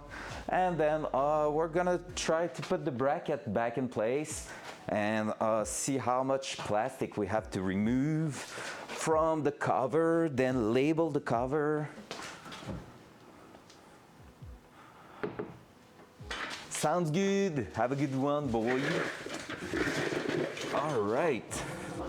That little bracket here is gonna be a bit of a pain in the ass, but not too bad. Not too bad. Like this, like that. Then this one's gonna be able to slide back a little bit in place, but yeah, we definitely have too much in there. We're maybe gonna try to push it back up here just on taping that. We'll see. Not sure yet, because I don't want to force on anything here. Yeah, I think we're gonna be removing the tape. Just looking at that, I'm gonna try to remove the tape and see if we can make something a bit more neat in here. That will be so cool. Let me screw the bracket in place right now.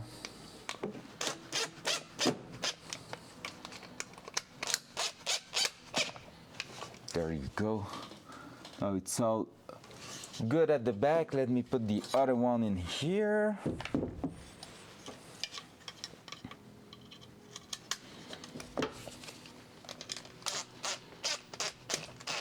The super simple but working bracket we did the other day.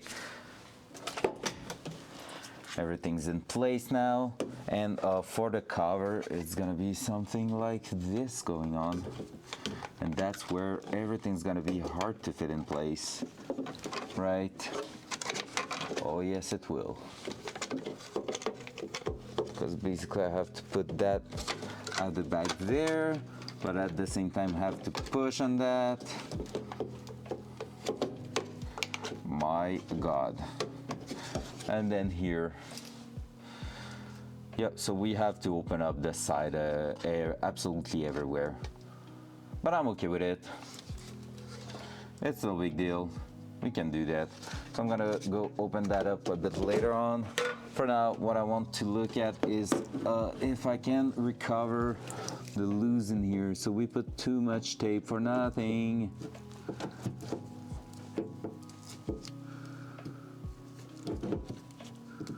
So much of that good tape we're gonna throw away. So sad. But it's part of the game, you know. Alright, so that's the beginning. Where's the end? Where did I stop wrapping that shit? I feel like it's gonna be somewhere around here, maybe. I don't know. Oh, it's here. Let's go. Just find it. There. So let's open that up.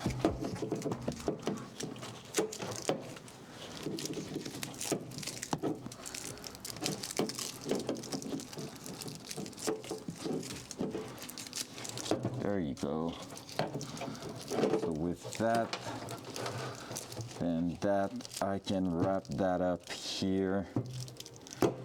And maybe right now I can open that up and try to make a better finish of my fuse box. Basically the idea will be to pull the loose of every wire so they are getting as tight as possible next to each other, then wrap them into some electrical tape, which means we will be able to just use that. Like, see that blue wire at the bottom here? If I'm able to pull it back, oh, that's gonna be tough with that shrink tube, right? I should have waited before pulling that shrink tube there. All right, it worked. Okay, so we can do it. We can manage something to do there. So the blue one in here,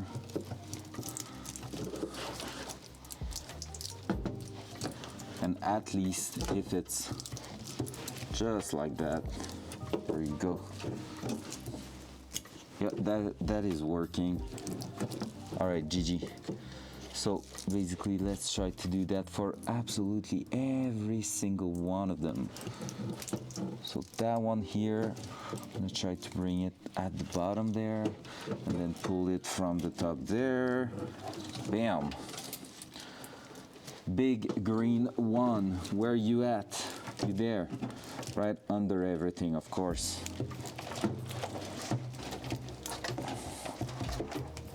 So I don't know if you can see it well, so let me just swing that in here. But basically what I'm doing right now is just pull the loose and try to make everything looks great in here. So we're gonna be able to wrap it up all together. Like if I can go and make a few loops in there, that will be great.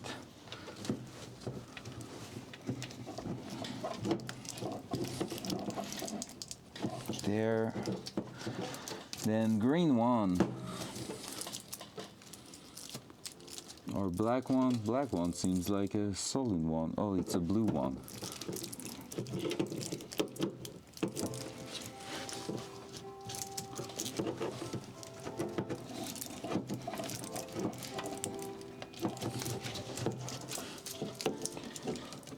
The blue one in here. Seems like a good thing. Green one in there. Yep. I'm telling you, it's quite a pain in the ass, the fact that we have wrapped already everything together. But at the same time, like I said, it was now or never, so we're gonna have to deal with that for now. But in the end, it's gonna be a good thing, because we won't have a lot of excess after that. Yeah, I found a good one. Cool. Still need another green one. There's no green on the other side, so it should be that one I seen here.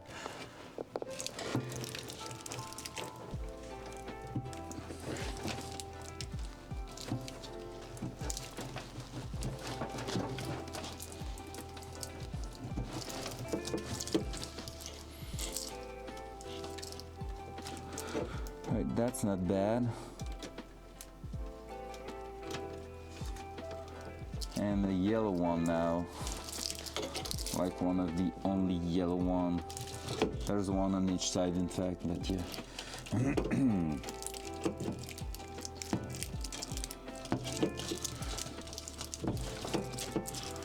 There's a bigger one and there's a smaller one. So the smaller one should be the one I'm looking for in here. Or that one? Yep, that one. I think.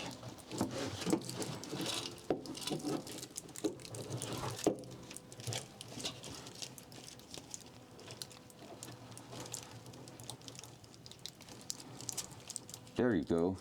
Boom. So see, right now we're having something way more close to each other, way less buzzy, which is awesome, because I don't like when it's buzzy and you don't understand anything of what you're doing. There we go. So right now, boom, that side is way better here. We're gonna tape everything in here again, like adding a few chunks here and there of tape. So that way it's gonna help make everything clean and make sure that we are not catching our feet in there. That's another big thing. So yeah, I'm gonna try to make it flat like this. We can already try that before moving on to the other side. Just going to try to take a bit of tape, then use that, and use that right here, like that.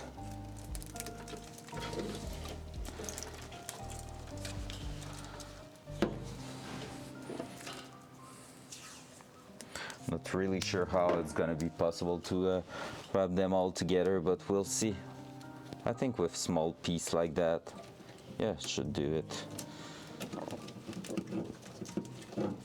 I hope you haven't heard that. That was a bit disgusting. I had like a wannabe burp, but not really burping.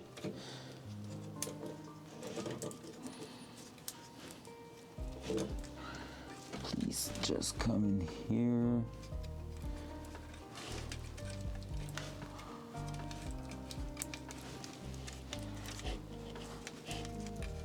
All right, not the greatest thing here, but it's kind of working.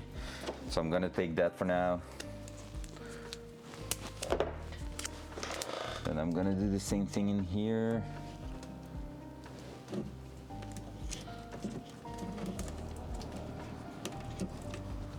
This time I'm just gonna stay with them. Then I'm gonna do the same thing around there. Hey, so far it's working well.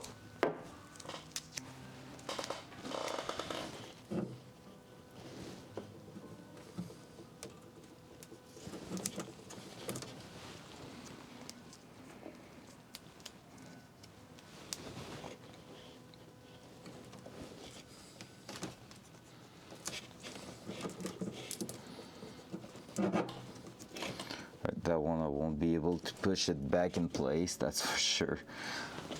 I don't think it's gonna be the greatest taping thing ever, but it's not looking too bad.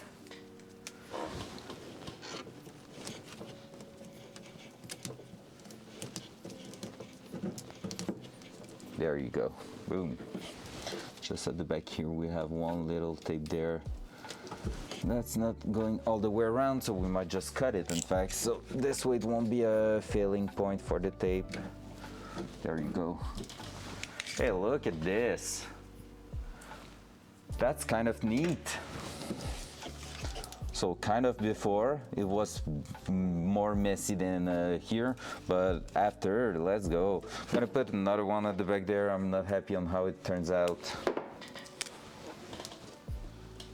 Like this one has some exposed sticky part of the tape, which is not great. So I'm gonna put one for right around just the one wire in here, like that.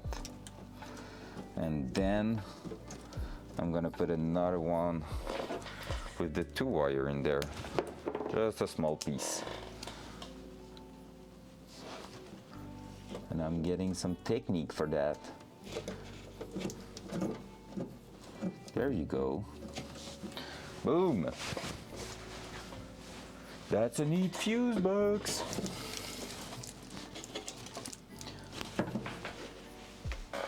Was that a delivery? No, I thought it was. All right, so now. We need to keep that one there. I'm gonna pull the red with white strip first, because I have 3 of them. I need to make sure I'm not pulling the one inside of the fuse box, because I don't want to be damaging the connection with that one. So gotta be safe. That one is a good one to pull. Yep, that's okay. Then the other one is right here.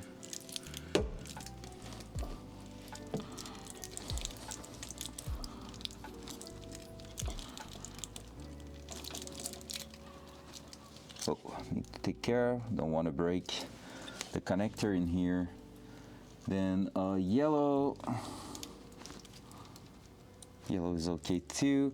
Then the other yellow right in the center here.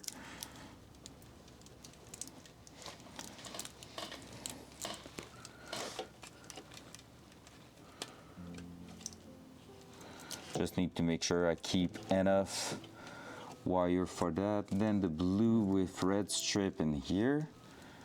That one can be pulled quite a bit. There you go, that's pretty good. I think the yellow, I went a bit strong on it. Same with that one. Just gonna make sure we're okay. There you go. Gonna tape that together. Then gonna pull the loose from above. And then we're gonna be in business.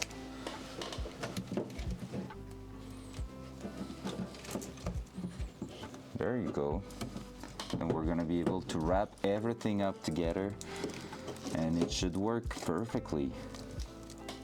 It should. Will it work? That's another question.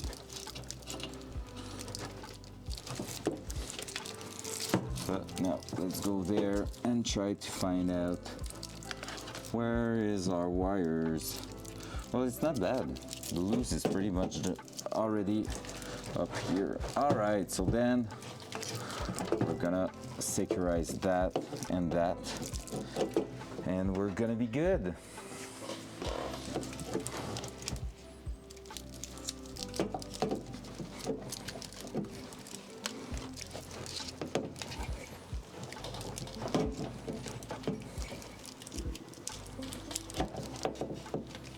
There you go.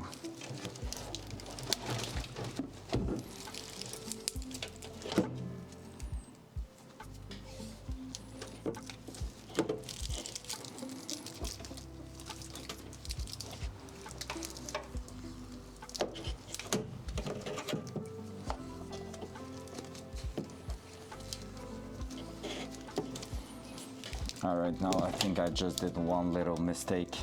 That thing here needs to come on top. Like this one should be good. All these ones need to come on top of the bracket if I want it to move in place. All right. Whew. Now let's wrap that up here. And then we're gonna be playing with that to see if it's still fitting in the car. Because honestly, that could be a pain in the ass at this point to make everything fit properly. But like at the same time, I kind of want to make it look neat, so it's kind of a test and a sacrifice at the same time. Maybe we're gonna have to play a little bit hard in there with the connectors and everything, but hopefully you won't break anything.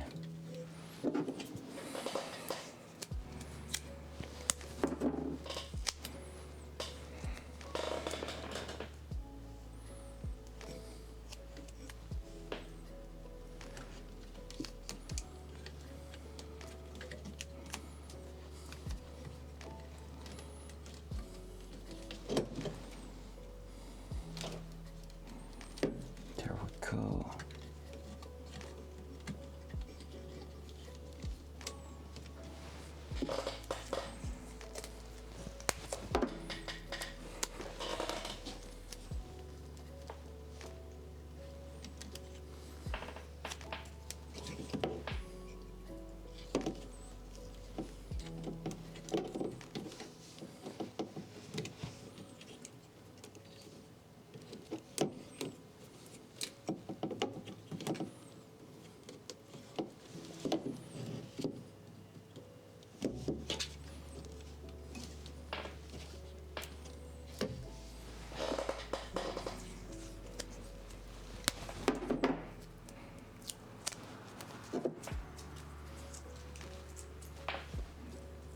All right.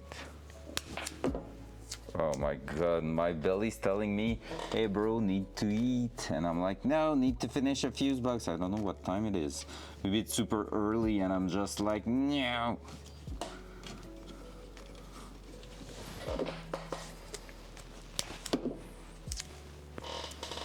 Like I know there's the time on the corner of the screen, but I'm too far away from the screen to see it. So that's the funny part.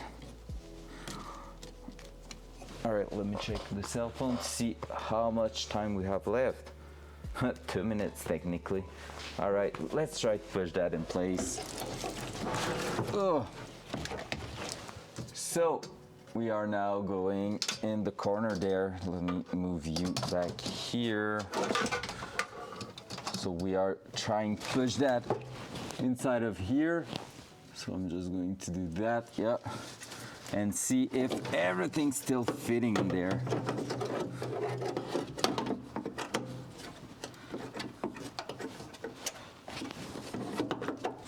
Hey, seems like a yes. Yay! It's fitting better than ever before. So I don't know if you can see it properly. Ugh, it's so hard with the tripod in there. But there we go. So right now, of course, it's not mounted or anything, but so far so good. I think we're gonna have to bend a little bit more this side there. Oh, losing a fuse. But yeah, overall, it's not bad. I'm gonna bring it back here just because we still need to make the plastic cover fit. But that's gonna be for after lunch, I think. Oh, there we go. I'm gonna keep it like this. But yeah, so basically I think we're gonna have to close a little bit more those things here. Like just bend that a little bit more.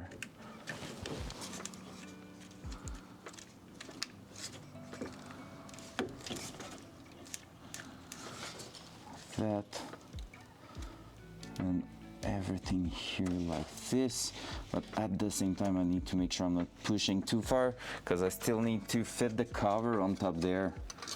So that cover right here needs to go at some point right behind that, like this, like that. And yeah, hiking the side of the cover.